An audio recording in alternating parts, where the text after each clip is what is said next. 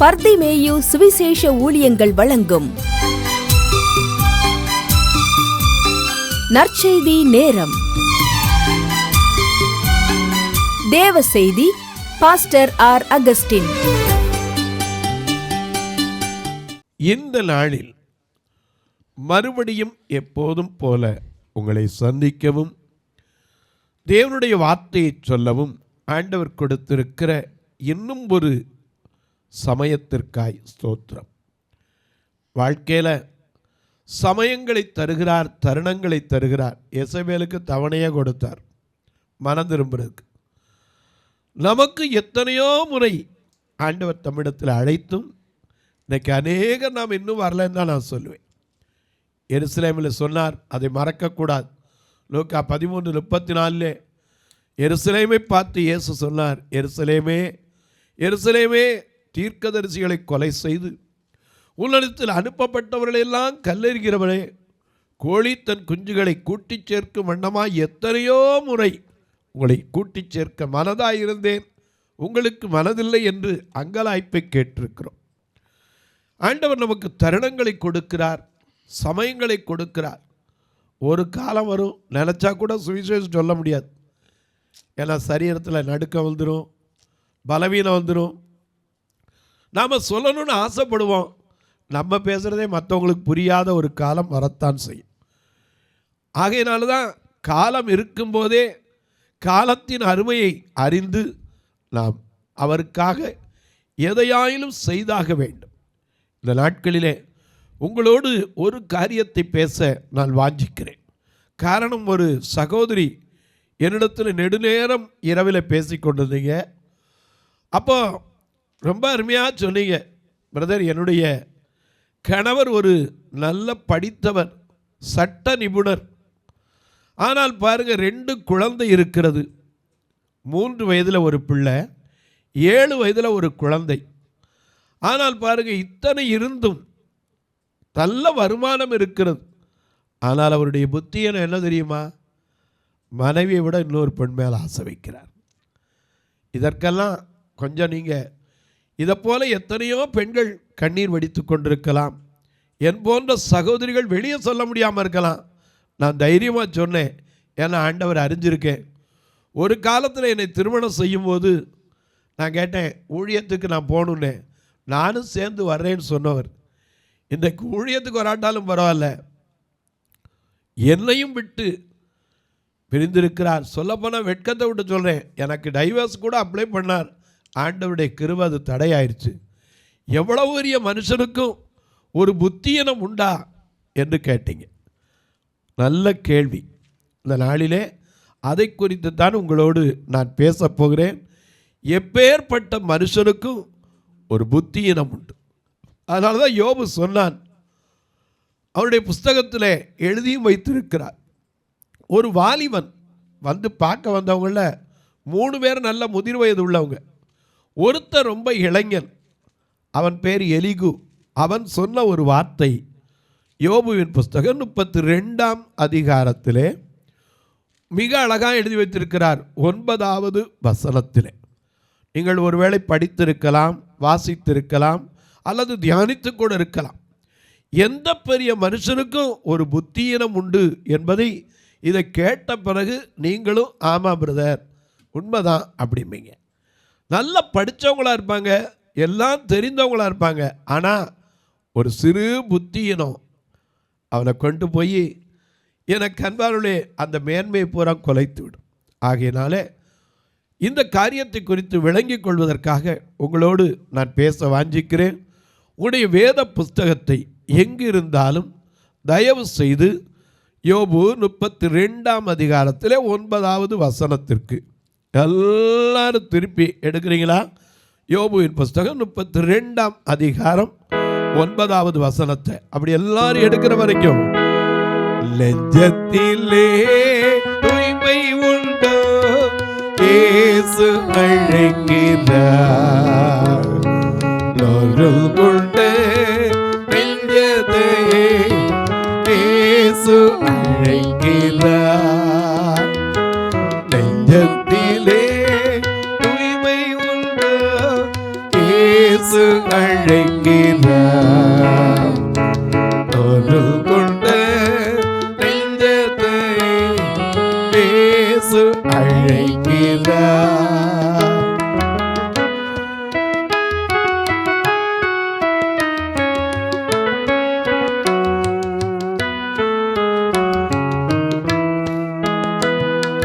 பருதி சுமக்கும் பாரம் உன்னை கொடிய இருளில் சேர்க்கும்.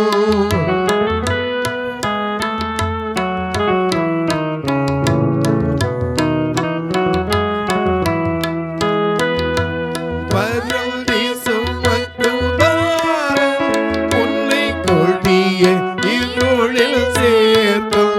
செய்த பாவம் கிள்ளி போதும் அவர் பாதம் வந்து சேரும்.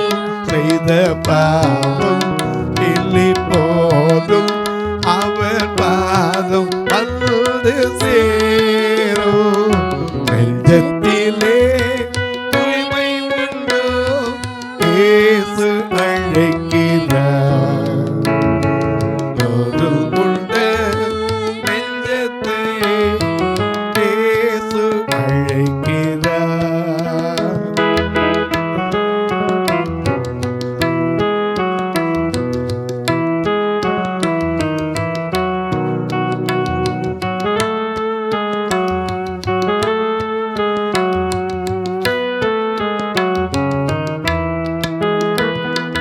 உறுதி செல்லும் கண்கள் உன்னை கூர்ந்து நோக்கும் நெல்லும். உறுதி செல்லும் கண்கள் உன்னை கூர்ந்து நோக்கும் நெல்லும். செய்த பாவம் இனி போதும் அங்கே பாரும் செல்லீர் வெள்ளம். செய்த பாவம் இல்லை போதும் அங்கே பாரும் செல்லீர் வெள்ளம். நெஞ்சத்திலே தூய்மை உண்டோ இயேசு அழைக்கிறார். அருள் கொண்ட நெஞ்சத்தை இயேசு அழைக்கிறார். நெஞ்சத்திலே தூய்மை உண்டோ இயேசு அழைக்கிறார். அருள் கொண்ட நெஞ்சத்தை இயேசு அழைக்கிறார். எல்லாம் எடுத்திருப்பீங்க. யோபு 32ஆம் அதிகாரம் 9வது வசனம். பெரியோர் எல்லாம் ஞானிகள் அல்ல. நல்ல கவனிங்க. இது ஏற்கனவே ஒரு முறை பேசி இருக்கிறேன். ஆனால் இன்னும் இதில் அநேக சத்தியங்கள் இருக்கிறது. அதனால்தான் நீங்க கேட்ட கேள்விக்கு எவ்வளவு பெரிய மனுஷனுக்கு ஒரு புத்தியீனம் உண்டு மறந்துடக்கூடாது. இன்னைக்கு அதனால தான் பாருங்க, 65 வயசு அல்லது 68 வயது இருக்கிற ஒரு மனுஷன் 5 வயசு பிள்ளைகிட்ட போய் சேட்டை பண்ணுறான். காரணம் என்ன? பெரியோர் அப்படின்னா நாம் சொல்கிறோம். பெரியவங்க எப்படி நமக்கு சின்ன பிள்ளையில் சொல்லி கொடுத்தாங்க? பெரியவர் கேண்மை பிறை போல நாளும் வரிசை வரிசையாய் நல்லும் வானூர் மதியமும் தேயுமே வைகளும் தேயுமே காய்களா ஆகும் நிலான்னா. என்ன அர்த்தம்? பெரியவருடைய கேண்மை, பெரியவருடைய நட்பு பிறை போல நாளும். பிறைனா என்னது? வளர்பிறை, தேய்பிறை, 2 பிறையை சொல்கிறோம். ஏன்னா இன்றைக்கி அநேகர் பார்த்தீங்கன்னா அமாவாசைக்கு பின்னாடி பூரா அப்படியே நிலம் என்ன செய்யும்? தேஞ்சிக்கிட்டே போகும். அதுக்கு முன்னாடி பௌர்ணமி வரும்போது திரும்ப என்ன செய்யும்? வளர்ந்து வரும். இந்த வளர்ப்பிறை போல பெரியவர் நட்பு எப்படி இருக்குமா? வரிசை வரிசையாக அப்படி வளர்ந்துக்கிட்டே வருமா. அதே போல் சாதாரண புத்தியனுடைய நட்பு தேஞ்சிக்கிட்டே போகுமா. இங்கே அழகாக சொல்லியிருக்காரு, பெரியவர் கேண்மை பிறை போல நாளும் வரிசை வரிசையாய் நந்தும்னா. வேதத்தில் மூத்தோரை கனப்படுத்த வேண்டும் மிக அழகாக சொல்லியிருக்கார். தீமோத்தேயு சொல்லும்போது மூத்த ஸ்திரீகளை எப்படி கனம் பண்ணணும், வாலிப ஸ்திரீகளை எப்படி கனம் பண்ணணும், முதியோரை எப்படி கனம் பண்ணணும் மிக அழகாக சொல்லியிருக்கார். முதியோரை குறித்து வேதம் சொல்லுகிறது, முதிர் வயதிலும் அவங்க எப்படி இருக்கணும்? கனி தந்து பசுமையும் புஷ்டியுமாக இருக்கணும். ஏன்னா முதிர் வயது என்பது மதிக்கப்படத்தக்க ஒன்று. நாம் இந்த உலகத்தில் முதியோரை கனம் பண்ண வேண்டும். வேதம் அதைத்தான் நமக்கு கற்றுக் கொடுக்குது. ஆனால் முதியவர் எல்லாம் எப்படிப்பட்டவங்கல்ல, மிக அழகாக இங்கே எழுதியிருக்காரு, பெரியோர் எல்லாம் ஞானிகள் கிடையாது. அதை மறந்துடக்கூடாது. அவர்களும் சில நேரத்தில் நம்ம நாட்டில் ஒரு பழமொழி உண்டு, யானைக்கு என்ன செய்யும், அடி சறுக்கும் அப்படிம்பாங்க. ஆனால் சறுக்கினா என்ன ஆகும் தெரியுமா? யானை விழுந்தா என்ன செய்ய முடியாது, எந்திரிக்கிற கஷ்டம், தூக்கவும் முடியாது. எனக்கு அன்பானவர்களே, பெரியோரெல்லாம் ஞானிகள் அல்ல, முதியவர் எல்லாம் நீதியை அறிந்தவர்களும் கிடையாது. எப்பேற்பட்ட மனுஷனுக்குள்ள ஒரு புத்தியினம் இருக்கத்தான் செய்துங்க. உதாரணமாக பாருங்க, ஒரு சின்ன காரியத்தை உங்களுக்கு சொல்கிறேன். 2 வீட்டில் ஒரு நல்ல சகோதரிகள் குடியிருந்தாங்க. அவள் குடும்பத்தோடு தான் குடியிருந்தாங்க. நல்ல குடும்பம். ஏன்னா சகோதரர்கள் ஒருமித்து வாசம் பண்ணுவது வேதம் சொல்லுது எத்தனை இன்பம் ஏற்றதுமாய் இருக்கிறது. சகோதர சகோதரிகள் ஒருமித்து இருக்கணும். ஆண்டவர் அதைத்தான் சொல்றார், சகோதர சிநேகம் நிலைத்திருக்க கடவுது அப்படின்னு சொன்னார்.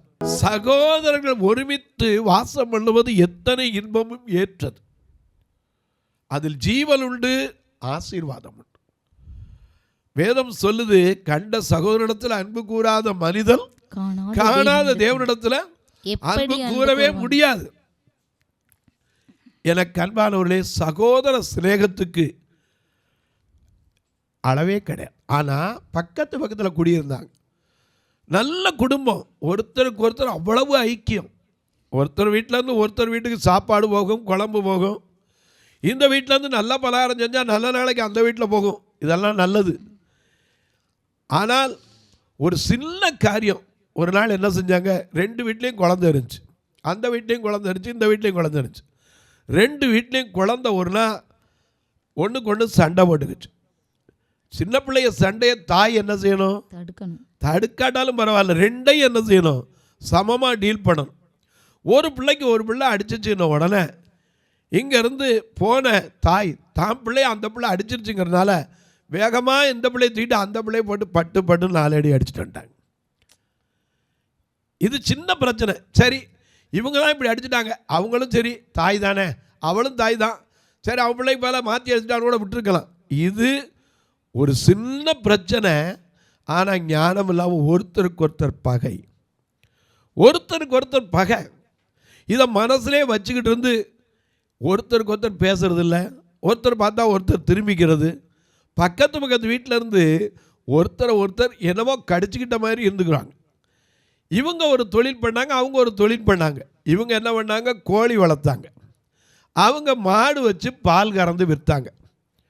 ஒரு நாள் என்ன பண்ணுச்சு, இந்த கோழி சும்மா இருக்கப்படாதா, அது போய் வைக்கப்படப்பில் முட்டையிட்டுச்சு.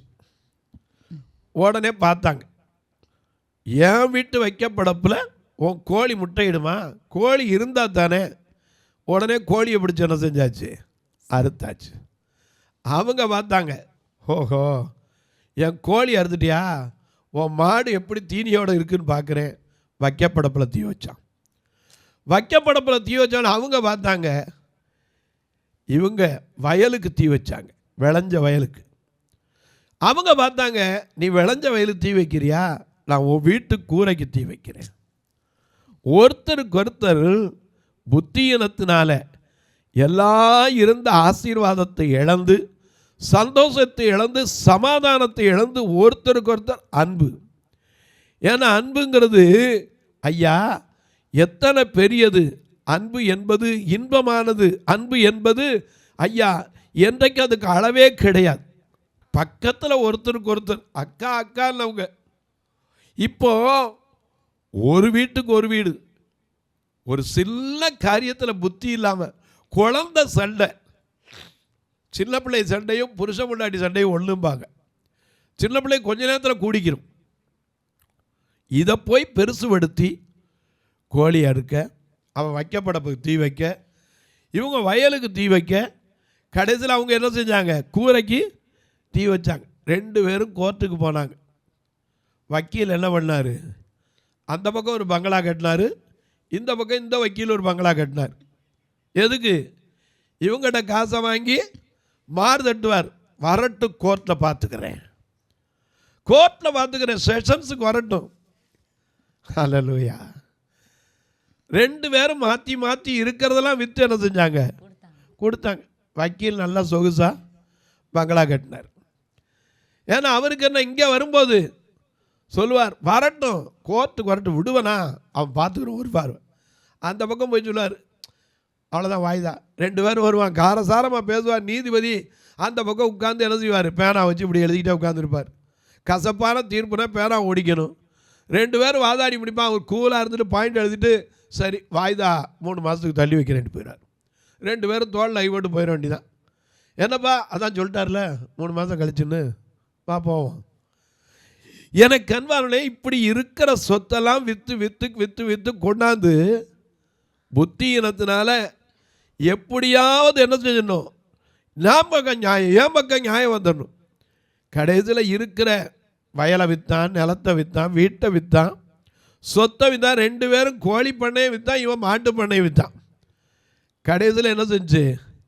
ஒன்றும் இல்லாமல் போச்சு. வீட்டில் சாப்பாட்டுக்கு கூட கஷ்டம். Electric bill கட்டலை. எலக்ட்ரிக்காரன் சரி பாவம் 2 வீட்டுக்கு சண்டையாக இருக்குது, விட்டு வைப்பான்னா விட்டு வைப்பான். அவர் தேதி வந்தோடனே பீஸ் என்ன செஞ்சிட்டார்? உருகிட்டு போயிட்டார். வீட்டில் வெளியே சாப்பிட்றாங்க நிலாவில் உட்காந்து. அப்போ ஒரு குழந்தை இன்னொரு குழந்தைய பார்த்து சொல்லுது, சாப்பிட வாரியா? இவங்க ஒருத்தருக்குள்ளே ஒருத்தர் புகஞ்சிக்கிட்டு இருக்காங்க. இந்த குழந்தை அந்த குழந்தைக்கு கொடுது, சாப்பிட வாரியா? உங்கள் வீட்டில் என்ன குழம்புங்குது. இது சொல்லுது, எங்கள் வீட்டில் கறி குழம்பு, உங்கள் வீட்டில் சாம்பார், இங்கே வா நான் தாரேன் அப்படி. இவங்களுக்கு நான் ஆத்திரம், என்னடா நம்ம இவ்வளோ சண்டை போட்டுக்கிட்டு இந்த பிள்ளைக்கு என்ன தெரியும். பக்கத்தில் ஒருத்தர் சொன்னார், ஏம்மா குழந்தையும் தெய்வமும் குணத்தால் ஒன்று, குற்றங்களை மறந்துவிடும் மனத்தால் ஒன்று, நடந்ததெல்லாம் நினைப்பதெல்லாம் தெய்வம் ஒன்று. ஐயா, நாம் அன்றைக்கி குழந்தையும் தெய்வம் ஒன்றுங்கிறத மறந்துடுறோம். பிள்ளைகள் மனசில் எதையுமே வச்சுருக்காது. சின்ன பிள்ளைய சண்டையை நாம் பெரியவங்க சாதாரணமாக டீல் பண்ணுற விட்டுட்டு புத்தியினத்தினால எல்லாத்தையும் இழந்து கடைசியில் கரண்ட் பில்லு கூட கட்ட முடியாமல் உட்காந்துருக்கும்போது இந்த குழந்தை அந்த குழந்தைய கூடுது, அந்த குழந்தைய கூடுது. அப்புறம் தான் யோசனை வந்துச்சு, அட பாவமே இவ்வளவு நாள் இதை தெரியலையே, நமக்குள்ளே இது இல்லையே. பக்கத்தில் ஒருத்தர் சொன்னார், பார்த்தீங்களா இருந்தால் மனுஷன் எப்படி இருக்கணும்? குழந்தையாய் மனிதன் இருந்து விட்டால், கவியரசர் கண்ணதாசன் சொன்னானே, குழந்தையாய் மனிதன் இருந்து விட்டால் குழப்பமும் வழக்கமும் வருவதில்லை, இன்னொரு பிறவி நான் எடுத்தால் என்னை குழந்தையாய் வாழ விடுனார். ஏன்னா குழந்தைக்கு நல்லது கெட்டது எதுவுமே தெரியாது. நீங்கள் குழந்தை வாயில் கசப்பை கூட வாயில் கொடுத்து பாருங்க, அது வாயை திறக்கும். நஞ்சை கொடுத்து பாருங்க, அதுக்கு தெரியாது. எனக்கு அன்பானவர்களே, மனித வாழ்க்கையில் சின்ன பிள்ளைதான் அப்படின்னா பெரியவங்களுக்கு என்ன ஆகுது? பெரியோர் ஞானம் உள்ளவர்கள், படித்தவர்கள், நல்ல கல்வியை அறிந்தவர்கள். ஏன் ஒருத்தருக்கு ஒருத்தர் தெரியாமல் போயிருச்சு? ஒருவர் பொறை இருவர் நட்பு. ஒருத்தர் பருத்து போயிருந்தா எத்தனை இழந்திருக்க மாட்டோம். அப்புறம் உட்காந்து 2 பேரும் யோசிச்சாங்களாம், எவ்வளவு முட்டாள்தனமாக நடந்துட்டோம். பட்ட பின்னாலே வருகிற ஞானம் யாருக்கும் பிரயோஜனம் கிடையாது. வந்த பின்னாடி யோசிச்சு, அதனால தான் வள்ளுவன் சொன்னான், ரொம்ப அழகாக எழுதி வச்சான், வருமுன்னர் காமாதான் வாழ்க்கை, எரி முன்னர் வைத்தூறு போல கெடும்னா. என்ன அர்த்தம்? வர்றதுக்கு முன்னாடி ஒரு காரியத்தை காக்கலைன்னு சொன்னால், எரி முன்னர் வைத்தூறு வைக்கல் இருக்கு பாருங்க, அதை கொண்டாந்து தீக்கு முன்னாடி வச்சுருந்தா கூட அந்த புகை பட்டா கூட பிரயோஜனம் கிடையாது. மாடு என்ன செய்யாது? திங்காது. அதனால தான் வருமுன்னர் காமாதான் வாழ்க்கை, எரி முன்னர் வைத்தூறு போல கெடும்னா. இன்றைக்கி அநேக நேரங்களில் பெரியவங்களாக இருக்காங்க, ஞானமெல்லாம் போயிடுறாங்க. ஆண்டவர்கிட்ட கேட்கணும், ஆண்டவரே எங்களுக்கு ஞானத்தை கொடுங்க. ஏன்னா ஞானத்தை வேதம் சொல்லுது, ஒருவன் ஞானத்தில், யாக்கோபு 1ஆம் அதிகாரத்திலே மிக அழகா வேதத்தில் எழுதப்பட்டிருக்கிறது. 5ஆம் வசனமா? ஆமாம், 5ஆம் வசனத்தை பாருங்க. ஒருவன் ஞானத்தில், உங்களில் ஒருவன் யாரா இருக்கட்டும், நீங்களா இருக்கட்டும், நானா இருக்கட்டும், எவ்வளவு வயசு இருக்கட்டும், எவ்வளவு படிச்சிருக்கட்டும், whether you are educated or uneducated, you are belonging to aristocratic or poor condition, that is immaterial. If you have a wisdom, ஞானம், ஞானத்திற்கு விலை கிடையவே கிடையாது. ஞானம் வேணுங்க. அதனால தான் சாலமோன் ஞானி நீதிமொழிகள் 4ஆம் அதிகாரத்திலே 7ஆம் வசனத்திலே இப்படி வாசிக்கிறோம். நீதிமொழிகள் ஞானமே முக்கியம், ஞானமே முக்கியம், ஞானத்தை சம்பாதி, எண்ணத்தை சம்பாதித்தால். நல்லா கவனிங்க. எவ்வளவு பணத்தை நீ சம்பாதிக்கலாம், ஆனா ஞானம் இல்லாட்டா என்ன பிரயோஜனம்? அழகா சொல்லியிருக்கார். எதை சம்பாதிச்சாலும், எண்ணத்தை சம்பாதித்தாலும் புத்தியை சம்பாதித்துக்கொள். 4ஆம் வசனத்திலிருந்தே வாசிக்க வைப்போம். நீதிமொழிகள் 4:4 வாசிக்க. மிக அழகா, அவர் எனக்கு போதித்து சொன்னது உன் இருதயம் என் வார்த்தைகளை காத்துக்கொள்ள கடவுது, என் கட்டளைகளை கைக்கொள், அப்பொழுது பிழைப்பாய். ஞானத்தை சம்பாதி, புத்தியையும் சம்பாதி. என் வாயின் வார்த்தைகளை மறவாமல் விட்டு விலகாமலும் இரு. என் வாயின் வார்த்தைகளை மறக்காத. என்ன மறந்துடக்கூடாது? ஞானத்தை சம்பாதி, புத்தியையும் சம்பாதி. என் வாயின் வார்த்தைகளை மறவாமலும் விட்டு விலகாமலும் இரு. அதை விடாதே. அது உன்னை தற்காக்கும். எப்படி தற்காத்திருக்கும்? கொஞ்சம் ஞானம் இருந்திருந்தா இவ்வளவு அழிவு வந்திருக்குமா? இத்தனை இழக்க வேண்டிய இழப்பு வந்திருக்குமா? வீட்டை இழந்து, வயலை இழந்து, சொத்தை இழந்து, சுகத்தை இழந்து தெருவுக்கு வர வேண்டிய நிலை வந்திருக்குமா?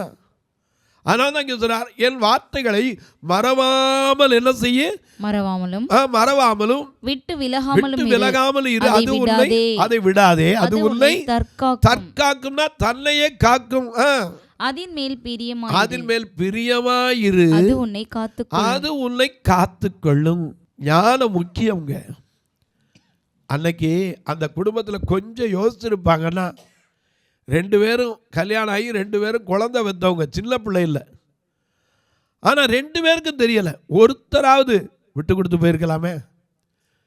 எனக்கு அன்பானே, பெரியோர் எல்லாம் ஞானிகள் கிடையாது. தயவு செய்து இன்னைக்காவது கேளுங்க, ஆண்டவரே, நாங்கள் வளர்ந்தால் மட்டும் போதாது, எங்களுக்கு ஞானம் வேணும். என வேதம் அழகா சொல்லுது, உங்களில் ஒருவன் ஞானத்தில் குறைவுள்ளவனாய் இருந்தால் தப்பே கிடையாது. இருக்கலாம், ஏன்னா எல்லாருக்கும் எல்லா ஞானமும் தெரிஞ்சிருக்கும் தெரியாது. உங்களில் ஒருவன் ஞானத்தில் குறைவுள்ளவனாய் இருந்தால் யாவருக்கும் சம்பூரணமாய் கொடுக்கிறவர். நல்ல கவனிங்க, அறகுறையா கொடுக்கிறவர் இல்ல, சம்பூரணமாய் கொடுக்கிறவரும் ஒருவரையும் கடிந்து கொள்ளாதவரும் ஆகிய தேவனிடத்தில் கேட்க கடவன், அப்பொழுது அவனுக்கு அது கொடுக்கப்படும். ஞானத்தை கேட்டீங்கன்னா நம்ம பெரியவங்களாயிடலாம். நிச்சயமா சொல்லுவேன், ஞானம் இருந்தா சின்ன பிள்ளை கூட சில நேரத்தில் நமக்கு நீதி சொல்லிடும். தொலைக்காட்சி மக்களே, இந்த வசனத்தை உங்கள் வீட்டு வாசலில் என்னென்னத்தையும் எழுதி போடுறீங்களே, இந்த வார்த்தை எழுதி போடுங்க. பெரியோர் எல்லாம் ஞானிகள் அல்ல, முதியவர்கள் எல்லாம் நீதியை அறிந்தவர்களும் கிடையாது.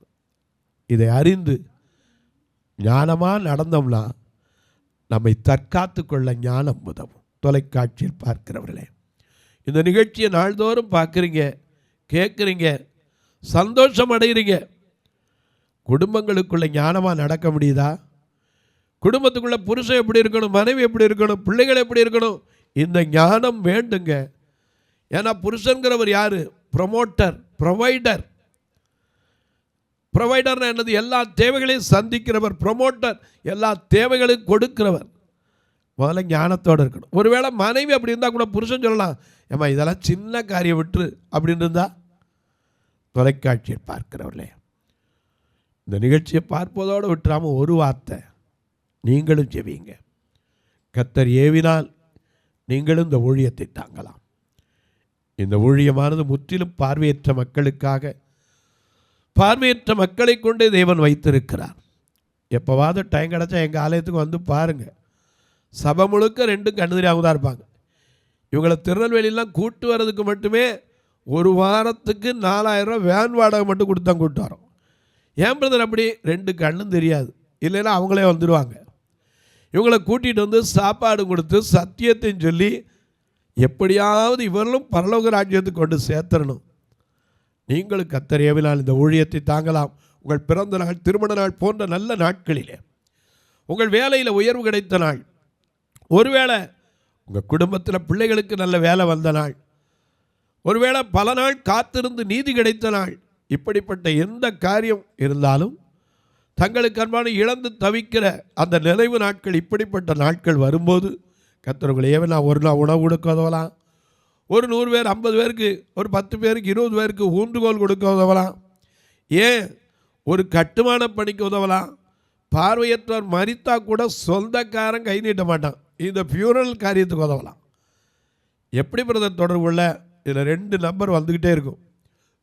GPay, PhonePe. பிஜிஎம் அகஸ்டின் வரும், பிளைண்ட் மினிஸ்ட்ரிஸ் அகஸ்டின் வரும். இந்த 2 நம்பர்லையும் நீங்கள் தொடர்பு கொள்ளலாம். அப்படி இல்லை ஏன்ட்ட கேட்டாலும் உங்களுக்கு சொல்லுவேன். எனக்கு அன்பானுள்ளே, நீங்களும் உங்கள் ஜெபக்காரியம் எது இருந்தாலும் காலை 10 மணிலேருந்து 5 மணிக்குள்ள எப்போதும் தொடர்பு கொள்ளலாம். இப்போ உங்களுக்கு ஜெபிக்கட்டுமா? ஒருமனப்பட்ட ஆவியோடு நீங்களும், நல்ல பிதாவே, நல்ல கல்வியை பெற்றிருக்கிறோம், படித்திருக்கிறோம், எல்லாம் தெரியும் என்று சொல்லுகிற எங்களுக்குள்ள ஞானத்தை கொடு சுவாமி. அந்த ஞானம் முக்கியம் என்பதை அறிந்து கொள்ளக்கூடிய ஞானத்தை கொடு. பெரியவர்கள் எல்லாம் ஞானிகள் அல்ல, முதியவர்கள் எல்லாம் நீதியை அறிந்தவர்களும் அல்ல. இதை உணர்ந்து நாங்கள் ஒவ்வொரு நாளும் ஞானத்திலே வளர்வதற்கு, ஞானத்தில் குறைவாய் இருந்தால் சம்பூர்ணமாய் கொடுக்கிற, ஒருவரையும் கடிந்து கொள்ளாத, தேவனிடத்தில் கேட்டு பெற்றுக்கொள்ள எங்களை தகுதிப்படுத்தும். எந்தெந்த குடும்பங்களுக்குள்ளே புருஷர் மனைவிக்குள்ளே ஞானம் இல்லாமல் அற்ப காரியங்களுக்குள்ளே பிரிந்திருக்கிறார்களோ, ஒரு சிறு சிறு காரியம், ஒரு சின்ன வரதட்சணை கொடுக்கலன்னு சொல்லி எத்தனை குடும்பங்கள் பிரிந்திருக்கிறதோ எனக்கு தெரியாது. ஆண்டவர் அறிவீர். அவர்களுக்குள்ள இந்த ஒருமனப்பாட்டின் ஆவியை கொடும். அற்ப அழிந்து போகிற இந்த உலகப் பொருளுக்காக அன்பை உதறித்தள்ளிய இருவருக்குள்ளும் மறுபடியும் அன்பை என் தேவன் பரிபூர்ணமாய் கொடும். பிறந்த நாள், திருமண நாளை நினைவு கூறுகிற மக்களுக்காய் ஜெபிக்கிறேன். சுகவீனம் பலவீனத்தில் இருப்போருக்காய் ஜெபிக்கிறேன். வெளியே மனம் விட்டு சொல்ல முடியாத பலவிதமான வேதனைகளோடு இருப்பவர்களுக்காய் ஜெபிக்கிறேன். ஒவ்வொருவருடைய கண்ணீரும் கவலைகளும் வேதனைகளும் வியாதிகளும் மாறட்டும். வானத்திற்கும் பூமிக்கும் சகல அதிகாரம் கொண்ட இயேசு கிறிஸ்துவின் ஈடு இணையற்ற வல்லமையுள்ள நாமத்தில் ஜெபிக்கிறேன் நல்ல பிதாவே, ஆமென். சபை ஆராதனை ஞாயிறு காலை 10 மணி முதல் 12 மணி வரை. இடம் பர்திமேயு சுவிசேஷ ஆலயம், அன்னை சத்யா நகர், இளமனூர் அஞ்சல், சக்கிமங்கலம் வழி, மதுரை மாவட்டம். பின்கோட் 625201 மற்றும் பர்திமேயு சுவிசேஷ ஜெப வீடு, flat number 107, Eden garden, Muthur, Tirunelveli. Pin code 627011. சிறப்பு உபவாச கூட்டம் ஒவ்வொரு மாதமும் 2வது சனிக்கிழமை காலை 10 மணி முதல் 1 மணி வரை நாகர்கோவில் YMCA ஹாலில் வைத்து நடைபெறுகிறது. மற்றும் ஒவ்வொரு மாதமும் 4வது சனிக்கிழமை காலை 10 மணி முதல் 1 மணி வரை திருநெல்வேலி புதிய பேருந்து நிலையம் அருகில் உள்ள கிரேஸ் ஹாலில் வைத்து நடைபெறுகிறது. எங்கள் எல்லா ஆராதனைகளிலும் கலந்து கொண்டு தேவனை மகிமைப்படுத்த அன்பாய் அழைக்கிறோம். உங்கள் உதாரத்துவமான காணிக்கைகளினால் இவ்வூழியத்தை தாங்க விரும்பினால் R Augustine, account number 5021364331, IFSC code IDIB 000B066, Indian bank, BP Kulam, Madurai. GPay number 9842181917, BGM ministries மற்றும் 9442559772, பிளைண்ட் மினிஸ்ட்ரீஸ் அகஸ்டின். உங்கள் தொடர்புக்கு பாஸ்டர் ஆர் அகஸ்டின், பர்திமேயு சுவிசேஷ ஊழியங்கள், நாகமலை, புதுக்கோட்டை, மதுரை 625019. தொலைபேசி எண்கள் 9842181917 மற்றும் 9442559772. கர்த்தர் தாமே உங்களை ஆசீர்வதிப்பாராக.